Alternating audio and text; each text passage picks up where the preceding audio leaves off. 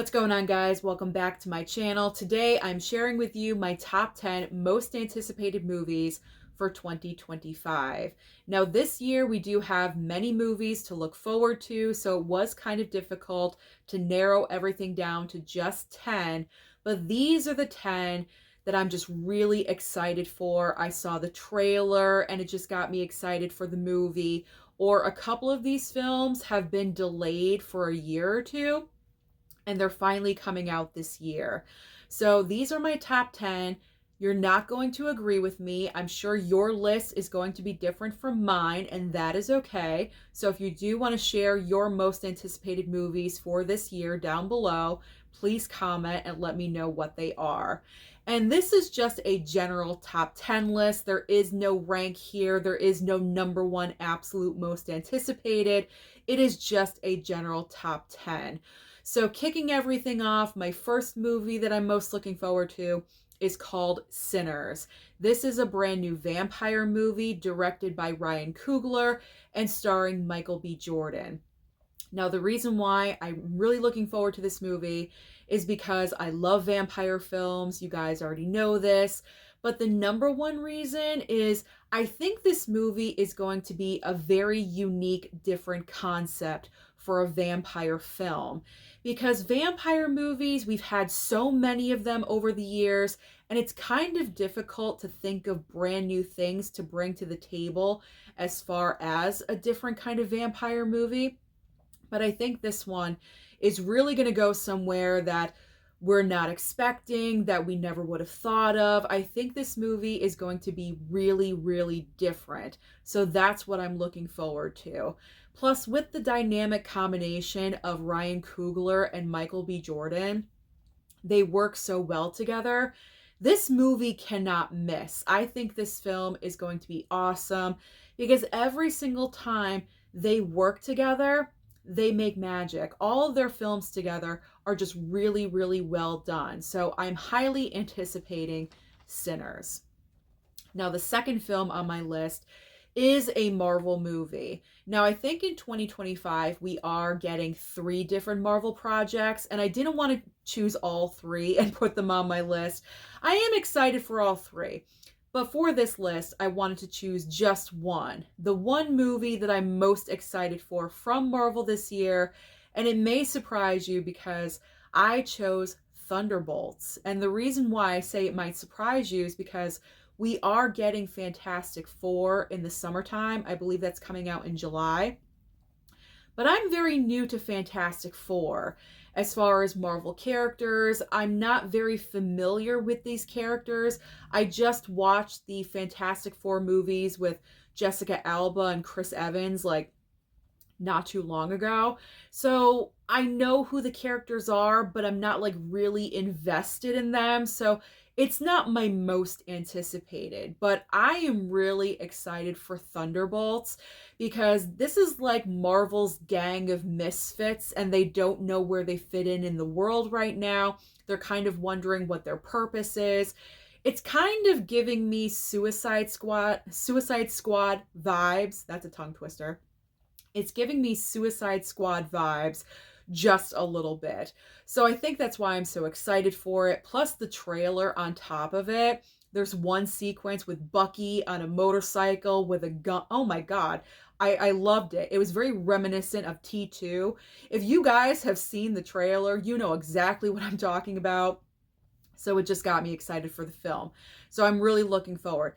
It gave me Marvel vibes from a couple of phases ago, you know, like when Marvel was really, really great, when they knew what they were doing. I'm really hoping that this year in 2025, Marvel is going to kind of get back on track and kind of have a pathway of where we're going, because I feel like the past couple of years, Marvel's kind of been all over the place. So hopefully in 2025, we're straightening everything out. So Thunderbolts, I am very excited for. So my third movie is Ballerina. And this is like the second time that Ballerina is on my most anticipated list because this movie was supposed to come out last year in 2024. And I believe the reason why it got delayed to this year is because I think they had to do a lot of reshooting. I think they swapped directors. I don't know. Something was happening on that set where they just had to redo a lot of things, reshoots, and bring new people in, shuffle things around. So they had to delay this movie an entire year. And I've been dying for it. I really have been. This is in the world of John Wick. You have Ana de Armas as our lead character, and pretty much it's a copycat of John Wick. She wants to get revenge, I believe, because of the death of her father. So she's going after the people responsible for that. It just looks awesome. I've seen the trailer numerous times. Ana de Armas is an action star. I knew it when I saw her in No Time to Die, that little tiny scene that she had with Daniel Craig. And as soon as I saw her in that, I knew that she could pull off an action movie. So when she was cast for Ballerina, I thought it was a perfect choice. And so far from what I've seen in the trailer of her action sequences, she looks amazing and she's pulling it off. So I am so excited for Ballerina. The choreography, the fight sequences, and everything looks amazing from the trailer. So I'm really hyped up for this movie. The fourth movie I'm most anticipating this year, Mission Impossible: Final Reckoning. So I really enjoyed Dead Reckoning Part 1, but now they changed the title to The Final Reckoning, which makes me believe that this is going to be the final Mission Impossible movie. And if so, I'm excited for it. I really enjoyed Dead Reckoning a lot. I binged the entire Mission Impossible franchise before going to see that movie in the theater because I had not seen any of them besides, I think, number 6, the one with Henry Cavill. That one I did see, but all the rest of the movies of the franchise I had not seen. So I'm a very recent Mission Impossible fan. But this is such a great movie. It's a great summertime movie is what I wanted to say. It's coming out, I believe, in May. Is it the end of May? It's like right in the beginning of summer. It's like perfect timing. And it's going to be like a huge summer blockbuster movie. And I just love going to the movies all the time. You guys know that. But in particular in the summer when we do have the big blockbusters, it's just a lot of fun. And I feel like if this is the last Mission Impossible movie, they're going to go all out. You know, like they're going to go out with a bang. So I'm really looking forward to Mission Impossible: The Final Reckoning. Fifth movie on my list. Now let's switch over to the horror genre for a second. Actually, I have 4 horror movies in a row. I did not mean to do that. That's just how it landed. So my 5th movie that I'm most anticipating is I Know What You Did Last Summer. Now, I don't even know what to call this. It's not a reboot. Is it a sequel? A legacy sequel? I don't know what we're calling it. But all I know is that Jennifer Love Hewitt and I believe Freddie Prinze Jr. are back for this movie, and I am so excited because I grew up in the 90s. I was a teenager when the first I Know What You Did Last Summer and the sequel came out. I was like 16, 17 years old, 18 when these movies were coming out. So this is nostalgia for me. I am thrilled. It really stinks that Scream 7 is not coming out until the following year. Because, man, to have those 2 movies come out in the same year, I would have been in like teenage nostalgia heaven because both of those movies were just so significant to me when I was growing up as a teenager. But I Know What You Did Last Summer. I'm looking forward to seeing what they're going to do with this. Like, are they going to spin this? Like, how are they doing this? How are they doing this different than the first 2 movies? That's what I'm really curious about, because I'm assuming with The Fisherman, we're following someone else. How are they fitting in Jennifer Love Hewitt and Freddie Prinze Jr.? I don't know. I don't know anything. I don't know any plot line at all. And I think that's good because I know nothing. That is great. I'm going to go in blind and just enjoy what's in front of me. I hope this movie is really well done because if it's corny, I'm going to be really disappointed. But I know what you did. It's the nostalgia factor, the reason why I'm so excited for this movie. All right, the next horror film, spot number 6 on my list, is Saw 11. Now, the reason why Saw 11 is most anticipated, and I think this movie was delayed as well, it was supposed to come out in late September of this past year, and it was delayed. Now, Saw X, Saw 10, whatever you want to call it, was that my favorite horror film? I believe that was my favorite horror film of that year. And that is because Saw 10, Saw X, whatever, really just revamped the franchise, because the later Saw movies were just really becoming overly ridiculous and unbelievable. I mean, all of these movies are unbelievable, but the first 3 movies in the Saw franchise are really well done. I mean, the first film is iconic. The second film, a lot of people consider that to be better than the first movie.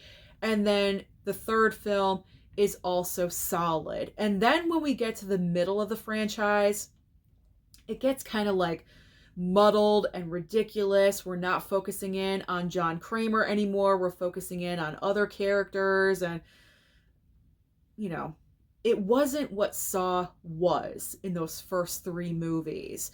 So with Saw 10, we got John Kramer back into the fold because it's a prequel to everything that happened. And so it just really reset the franchise. And it was a good movie. It amazed all of us because we did not think that the Saw franchise had any hope for the future. We just thought it was going to get worse and worse and worse. But Saw 10 was like a solid reset of this franchise. So the reason why I chose Saw 11 is because I want to see if this reset is going to continue. Is Saw 11 going to be as good as Saw 10? Hopefully it will. I'm really looking forward to seeing where we are going with these characters that we had at the end of Saw X. Saw 10, whatever. So I'm really, really excited for Saw 11. All right. The next horror film is spot number 7, and it's called The Bride. This is another interpretation of Frankenstein, and I think this movie is going to be really awesome. I haven't seen a trailer. I've seen a couple of pictures, and that's it. This movie is directed by Maggie Gyllenhaal, and it's starring Christian Bale. Also, I believe Jessie Buckley is playing like the Bride of Frankenstein character. I just think this is going to be very artistic. I don't even know, because like I said, there is no trailer that I know of. I've just seen a couple of picture stills of Christian Bale and Jessie Buckley, you know, just doing what they're doing on set, and, you know, pictures were taken, and I don't know. I don't know. I'm just excited. I'm just excited because I feel like this movie is going to like kind of bring us back to like the old school monster days. You know what I'm saying? And we need movies like that every once in a while that just, you know, because we just had Nosferatu. Same thing. It's like the original film came out in like, what, 1929 or something like that. So to like bring it back, you know, to like those old style of movies, I'm really looking forward to. So, and Christian Bale is fantastic in anything and everything. Like, he's amazing, absolutely amazing. So he's kind of like the selling point for me when it comes to The Bride. So I'm looking forward to watching that one. Spot number 8, and my final horror film on the list, I chose The Black Phone 2. And the reason why is because I really enjoyed the first Black Phone movie. I thought it was really well done, suspenseful, kept me on the edge of my seat. But when the movie was done, we thought it was over. You know, I think everyone thought this is a one-off story. You know, we're finished with this. But then because the movie was successful, they decided to go ahead and greenlight a sequel. So we have The Black Phone 2. And I'm just curious, where are we going with this? Like, how are we making a sequel? Because at the end of the first movie, it was pretty much done. I mean, there were like lingering questions, but It was pretty much like, okay, the movie is done, the story is done, but where are we going to go with this? Are we going deeper into Ethan Hawke? Yeah, Ethan Hawke. I can't remember. I always get Ethan Hawke and Ewan McGregor messed up for some reason. But Ethan Hawke played what was his name? The kidnapper. Let's just call him the kidnapper. He played the kidnapper. So are we going into like his backstory? Is this going to be a prequel? Is this going to be a regular sequel? I don't know. So like the lingering questions that I have about the movie is what is intriguing me. So I'm very intrigued. I'm not anticipating this movie. I am most intrigued by The Black Phone 2. So we'll see what happens with that. All right. Spot number 9, I chose Wicked Part 2 or Wicked for Good. I'm not really sure why they changed it from Wicked Part 2 to Wicked for Good. I personally prefer Part 2, but that's just me. Why are we changing the Part 2 titles? I don't understand. Mission Impossible, Wicked, whatever. But the reason for this is pretty obvious. I had a great experience my second time seeing this in the theater. Much improved over my first experience. I was really close to the screen. So the second time I went to the theater, I sat way in the back, like the back row, the back row, kind of center. And I just enjoyed my Wicked experience so much more. And I mean, the way they left the movie, defying gravity, Cynthia Erivo flying around. I mean, you just want to go back. You want to go back. You want to revisit the world and find out what's happening in part 2. It makes you excited for the second part with the way they ended. And I know that is like the way they end, I believe, the Broadway musical. It's been so long since I've seen it. But Defying Gravity, I mean, what a closer, like what a way to close part 1 with that song, because it's so iconic and just so incredible and amazing. You just want to go back and revisit that world for part 2. It's beautiful. It's gorgeous. It's great to look at. The songs are stuck in your head. So I'm looking forward to part 2 and seeing what happens. Because like I said, it's been a while since I've seen the Broadway musical. I forget. And my 10th and final movie that I am most anticipating for 2025, believe it or not, is Jurassic World Rebirth. And the reason why I chose Jurassic World, because I was not a fan of Dominion. I thought they really messed up that movie. It was too much. It was too many characters, too many plot lines. They focused on bugs instead of the dinosaurs. Like, it was a colossal disappointment. But the reason why Rebirth is on my list is because I feel like, again, they're going to reset this franchise with Jurassic World Rebirth. And I'm curious to see exactly how they're going to do that. Because throughout these 6 movies that we've had in the Jurassic franchise so far, we've done a lot of different plot lines and different storylines. So it's going to be interesting to see how they're going to make this movie different. And I'm just assuming that it's going to be another trilogy in the making, because that's what they do nowadays. They just greenlight a trilogy automatically. So what is going to be the new plot line? And ScarJo's in it. Scarlett Johansson. She is now taking over the lead female role. We have, I believe, Mahershala Ali is also in the movie. Fantastic. I love him. So I'm looking forward. I'm looking forward because I'm hoping that this is going to be, as I mentioned, a very, very much needed reset for the Jurassic franchise.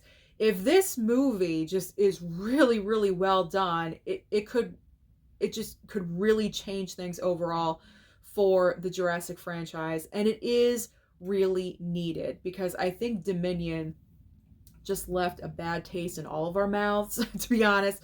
I know there were some people out there that really enjoyed the movie, but there was a lot. There was just too many characters, like I said, too many plot lines, and it seemed like it was all over the place. It wasn't just a simple story like the first movie. doesn't need to get overly complicated. So I'm looking forward to Jurassic and seeing where it's going to go from here. So those are my top 10 most anticipated movies for 2025. As I said right in the beginning of the video, if you guys have different movies that you are most anticipating, please comment down below and let me know. Don't forget to like and subscribe before you leave, and I'll see you next time.